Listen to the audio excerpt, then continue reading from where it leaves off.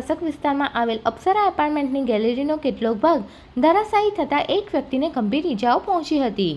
ભરૂચ જિલ્લામાં અવિરત વરસી રહેલ વરસાદને પગલે જર્જરિત ઇમારતો ધરાશાયી થવાની ઘટનાઓ સામે આવી રહી છે. ત્યારે 2 દિવસ પહેલા ભરૂચના મક્તમપુર વિસ્તારમાં આવેલ ગાયત્રી ફ્લેટનો જર્જરિત એક ભાગ તૂટી પડ્યો હતો. જે બાદ આજ રોજ 11:30ના અરસામાં ભરૂચના કસક વિસ્તારમાં આવેલ અપ્સરા એપાર્ટમેન્ટનો ગેલેરીનો કેટલોક ભાગ અચાનક ધરાશાયી થતાં દોડધામ મચી ગઈ હતી. આ ઘટનામાં એક વ્યક્તિ ઉપર કાટમાળ પડતા તેને ઈજાઓ પહોંચી હતી. ઈજાઓને પગલે ઈજાગ્રસ્તને તાત્કાલિક સારવાર અર્થે 108 સેવાની મદદ વડે ભરૂચની સિવિલ હોસ્પિટલમાં ખસેડવામાં આવ્યો હતો.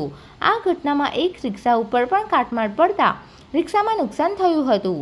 આ જર્જરિત ઇમારતનો કેટલોક ભાગ હજી પણ જોખમી હોવા છતાં ઠીંગણા મારી વસવાટ કરી રહ્યા છે. Subscribe now and press the bell icon. Never miss an update.